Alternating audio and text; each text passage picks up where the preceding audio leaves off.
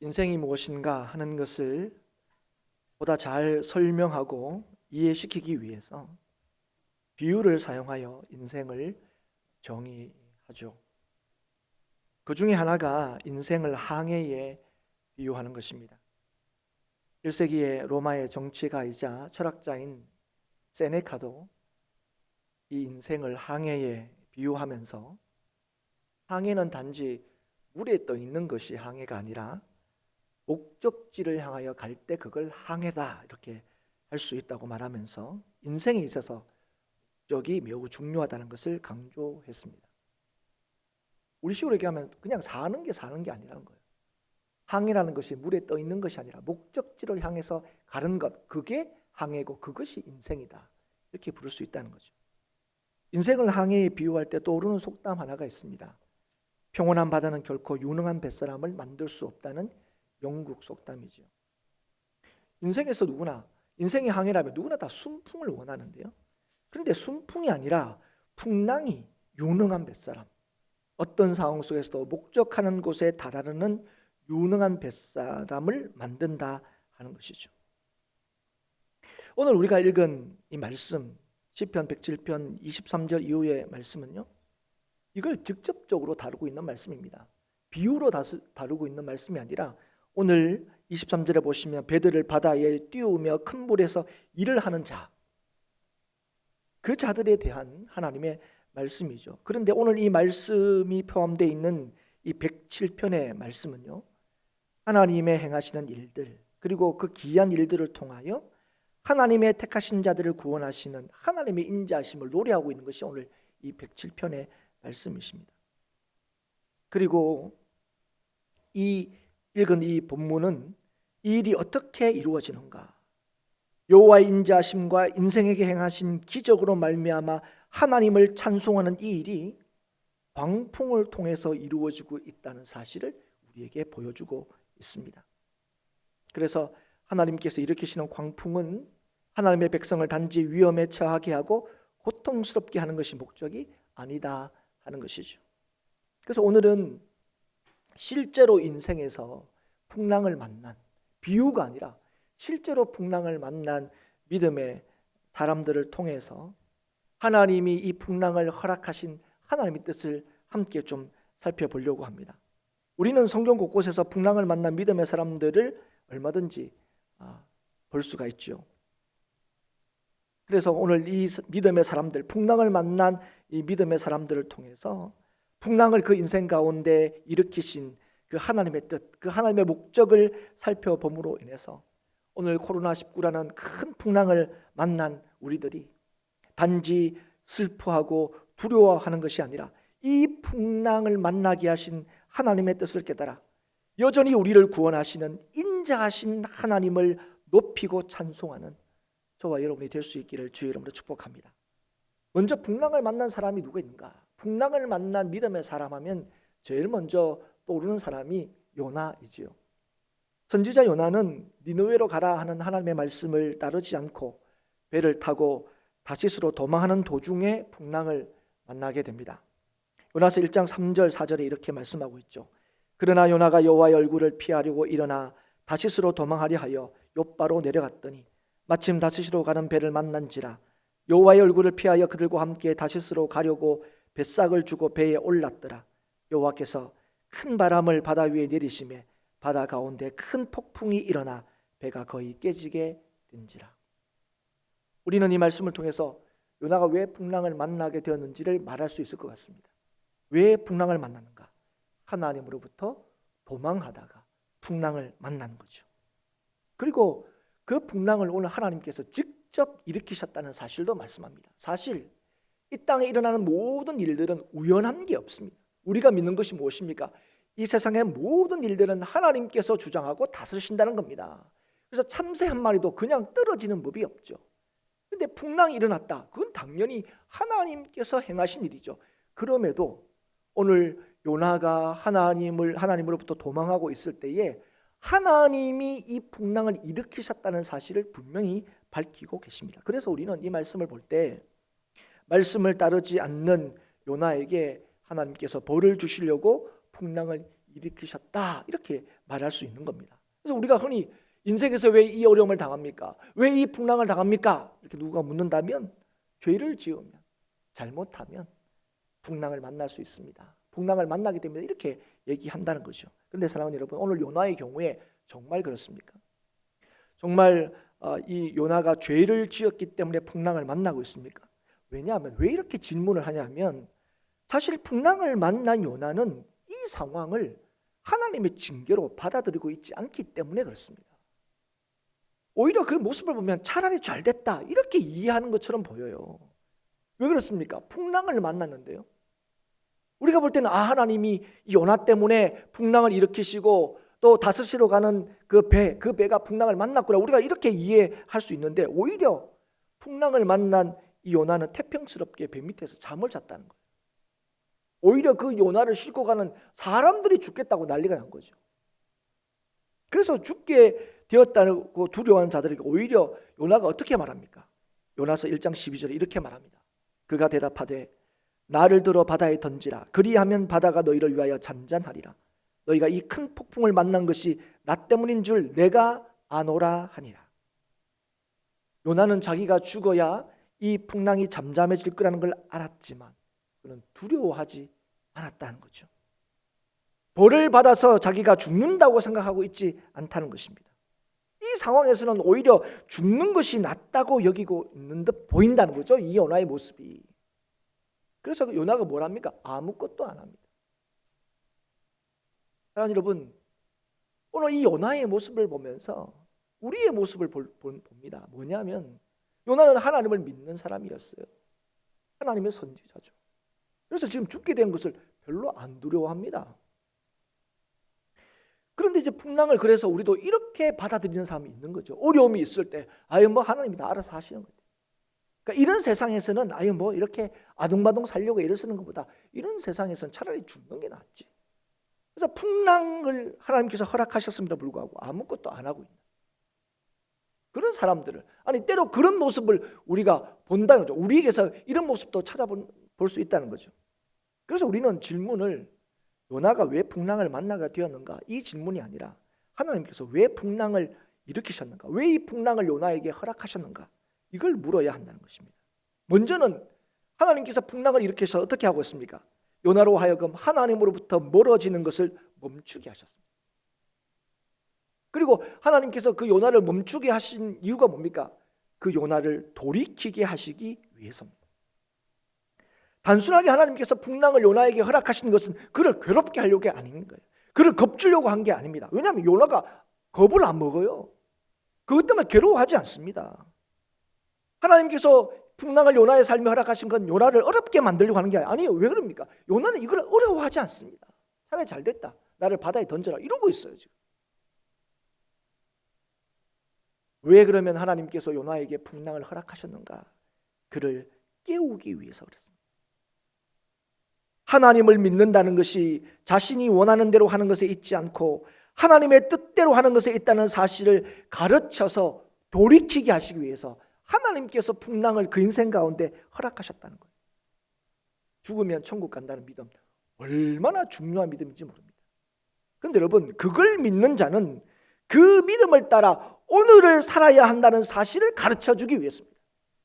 천국 간다, 죽으면 천국 간다, 이게 얼마나 대단한 믿음입니까? 그런데 그 믿음을 주신 주님의 뜻을 따라서 우리가 천국 갈 뿐 아니라 그 믿음을 따라서 오늘을 주의 뜻을 쫓아 살아야 된다는 사실을 하나님께서 요나에게 가르쳐주기 위해서 풍랑을 허락하신 것이죠.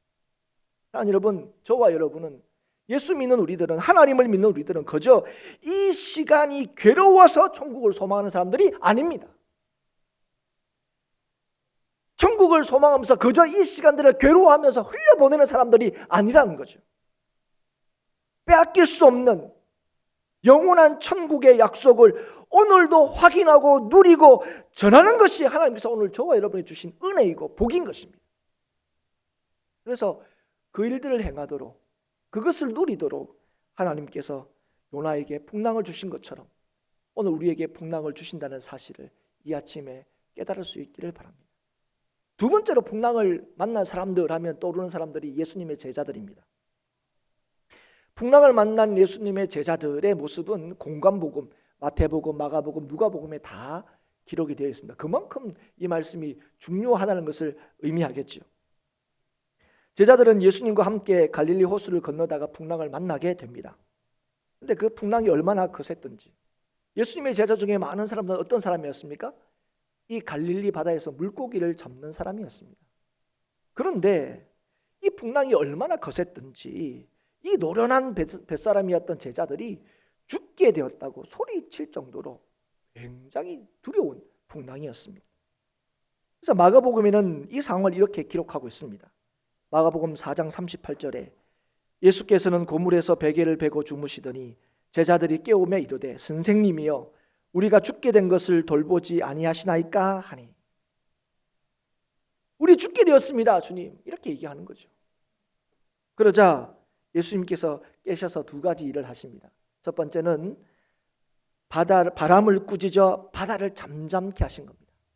그리고 제자들에게 어찌하여 이렇게 무서워하느냐, 너희가 어찌 믿음이 없느냐 꾸짖으셨습니다. 주님께서 행하신 이 두 가지 일, 두 가지 꾸짖음에 대해서 하나는 우리가 충분히 이해가 됩니다. 그렇게 두려워하는 그 제자들의 바람대로 그 바다를 꾸짖는 것, 그 잠잠케 하신 건 우리가 충분히 이해가 되는데, 그리고 난 이제 제자들을 향한 꾸짖음은 잘 선뜻 이해가 되지 않습니다. 갈릴리 바다에서 잔뼈가 굵은 제자들입니다. 그런데 그들도 얼마나 그 상황이 두려웠으면 예수님을 깨우면서 우리가 죽게 되었다고 그렇게 난리를 쳤겠냐는 거죠. 아니, 이전에 경험해 보지 못한 일에 대해서 두려워하는 거, 그게 뭐 잘못된 겁니까? 그 무서워하는 상황 속에서 무서워하는 게 그게 문제가 되는 겁니까? 너무 당연하게 보이는데, 그래서 예수님께서 이 제자들을 왜 이렇게 무서워하느냐 이렇게 얘기하는 것이 선뜻 잘 이해가 되지 않는다는 거예요. 오히려 제자들이 힘들어할 때는 주무시고 계시다가 일어나셔서는 제자들에게 무서워한다고 꾸짖으시는 건 좀 너무하다 싶은 생각이 드는 것이 사실입니다.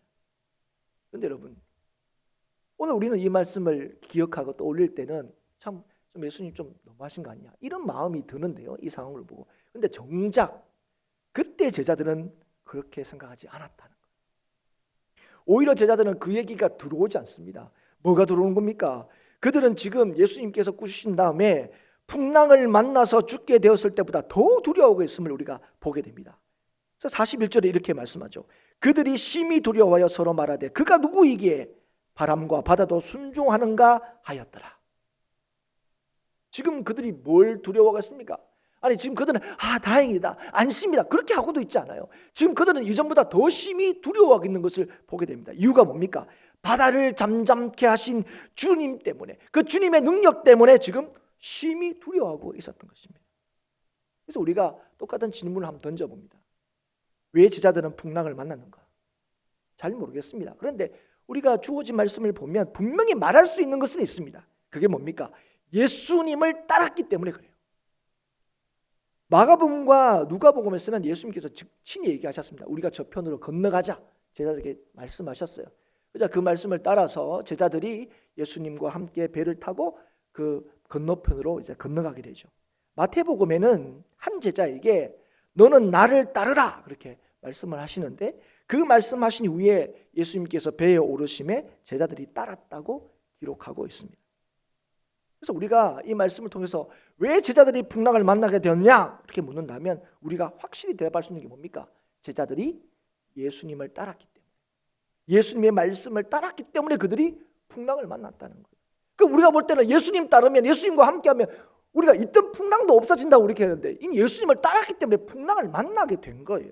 그러면 우리가 앞에서 던졌던 질문을 또 해야 되죠. 그럼 왜 예수님은 제자들로 하여금 풍랑을 만나게 하셨냐는 거예요. 그것은 오늘 우리가 이 말씀 통해서 알 수 있듯이 제자들에게 말씀하시는, 제자들과 함께 하시는 예수님이 누구신가 하는 것을 알려주시기 위해서입니다. 그럼 그걸 알게 하신 이유가 뭡니까? 그걸 알려주시려고 풍랑을 그 삶에 허락하신 이유가 무엇입니까?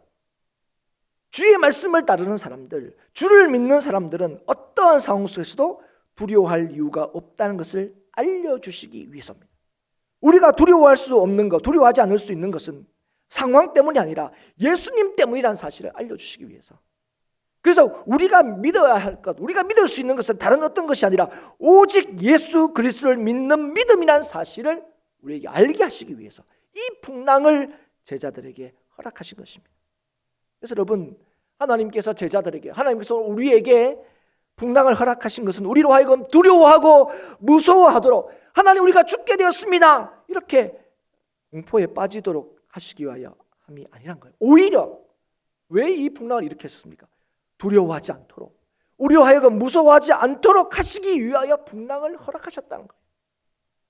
우리가 진정으로 믿고 의지할 분이 오직 예수님이란 것, 예수 그리스도라는 사실을 알게 하시기 위해서입니다.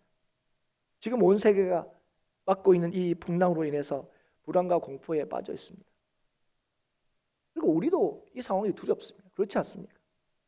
우리는 이 상황이 안 두려운 게 아닙니다. 이 상황이 똑같이 두렵죠. 그러나 분명한 것은 이 상황 속에서 교회가 동일하게 두려워하고 떨며 무서워하면 안 된다 하는 것입니다. 만약 지금 이 상황에서 우리가 세상 사람들과 똑같이 두려워하고 떤다면 예수님께서 제자들에게 하신 것처럼 오늘 우리에게 동일하게 말씀하실 것입니다.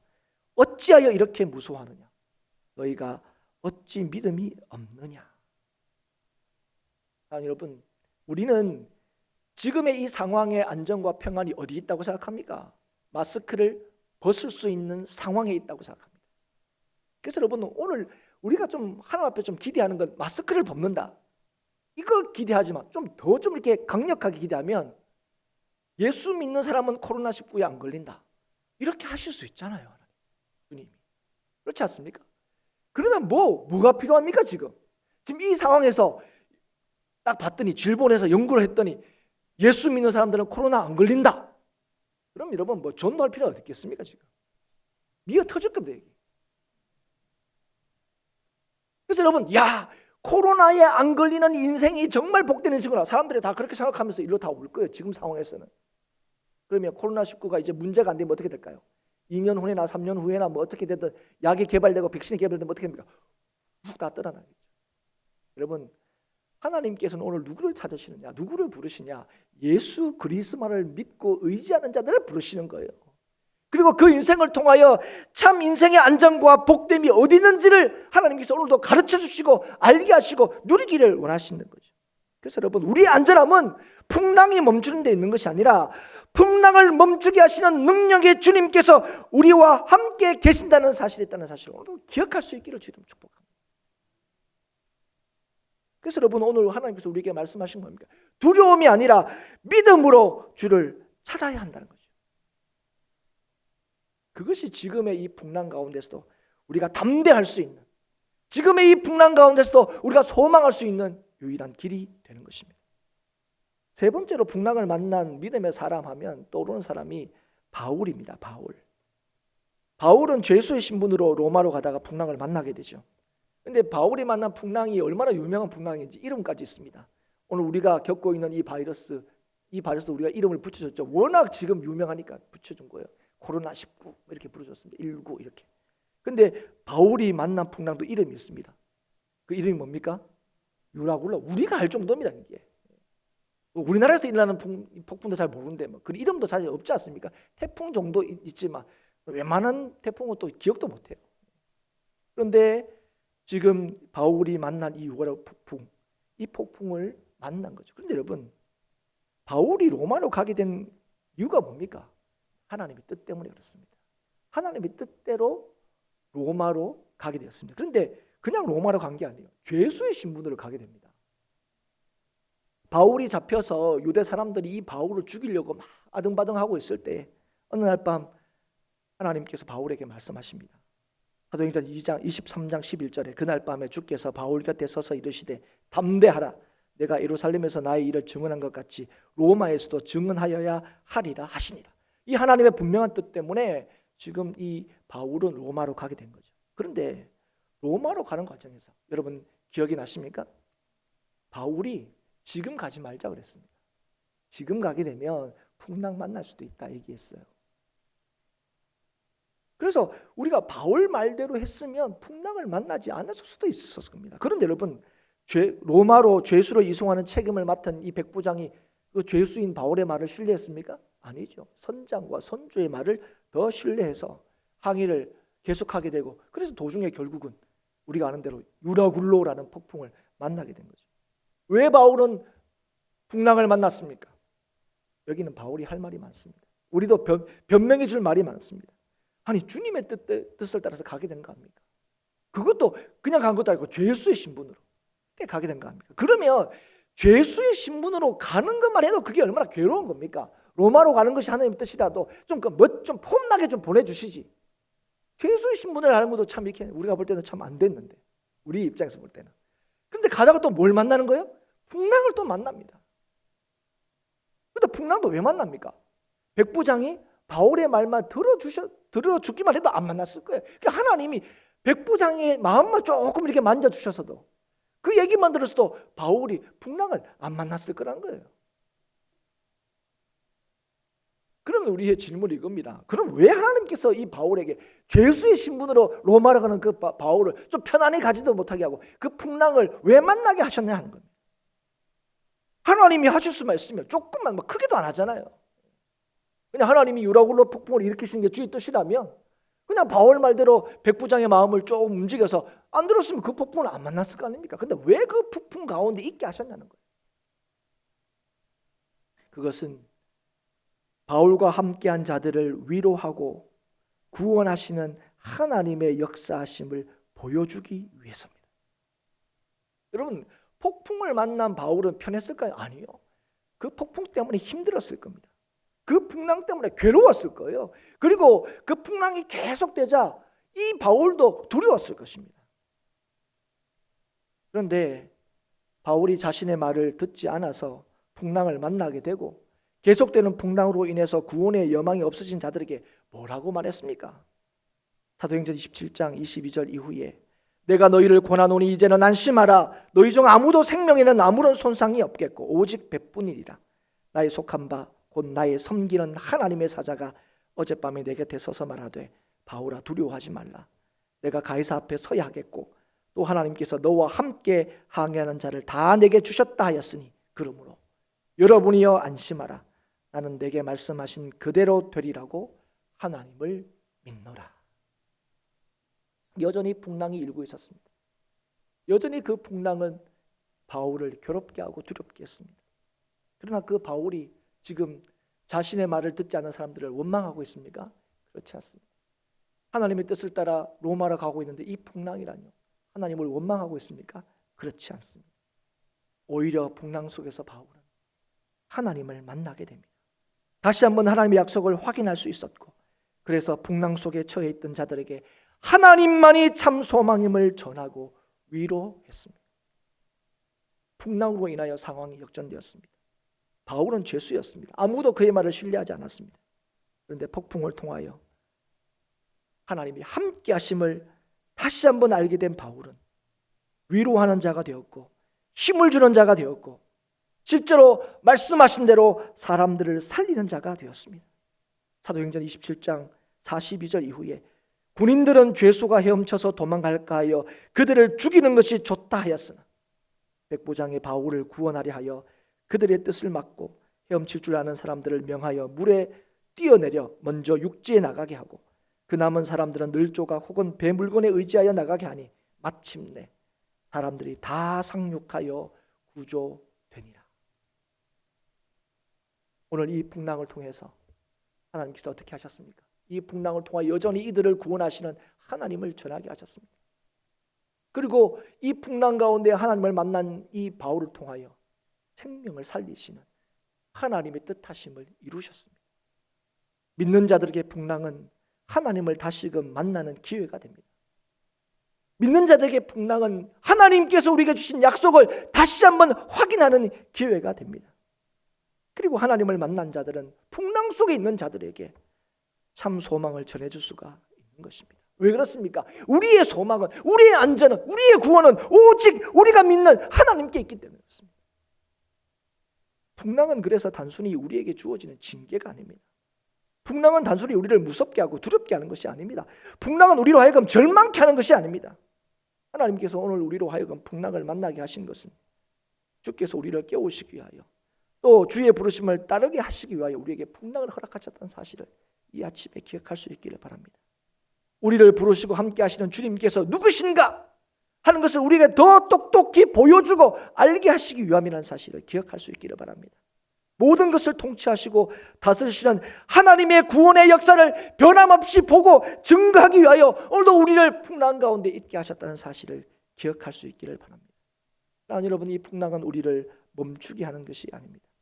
이 풍랑은 우리를 낙심케 하는 것이 아닙니다. 풍랑은 하나님께서 우리에게 주신 표대를 향하여 흔들림 없이 힘있게 달려가게 하시는 하나님의 놀라우신 역사임을 오늘 이 아침에 기억할 수 있기를 바랍니다. 우리의 삶의 목적지가 분명할 때, 우리의 구주이신 예수 그리스도께서 나의 삶의 목적임을 분명히 할 때, 우리의 인생에 부는 어떤 바람도 순풍임을 믿을 수 있기를 축복합니다. 그리하여 큰 물결 일어나 나 쉬지 못하나 이 풍랑으로 인하여 더 빨리 갑니다 하는 이 찬송이 저와 여러분의 찬송이 될 수 있기를 축복합니다. 풍랑을 통하여 우리를 더 온전케 하시는 하나님의 놀라우신 역사심을 믿어서, 그래서 풍랑 가운데서 늘 주님을 높이고 찬양하는 우리 행복한 교회 성도가 될 수 있기를 주의 이름으로 축복합니다. 우리는 오늘 풍랑 가운데 있습니다. 우리는 왜 이 풍랑을 우리에게 허락하셨습니까? 때로는 원망할 수 있고 불평할 수 있습니다. 그러나 오늘 이 아침에 주님께서 주신 이 말씀을 통하여 하나님께서 행하신 이 귀한 일과 기적을 통하여 오늘 우리에게 이루신 일이 무엇입니까? 우리로 하여금 여전히 하나님을 찬송하고 높이게 하시는 거예요. 하나님만이 나의 구원이십니다. 하나님만이 나의 능력이십니다 하는 걸 알게 하시는 거예요. 하나님 여러분, 그래서 오늘도 이 풍랑 가운데 두려워하며 울며 죽게 되었습니다 떠는 인생이 아니라 오늘도 믿음으로 주님 앞에 깨어 기도하고 하나님께서 우리를 만나주시고 맡기신 그 사명을 온전히 감당하는 행복한 교회 모든 성도들이 될 수 있기를 주의 이름으로 축복합니다.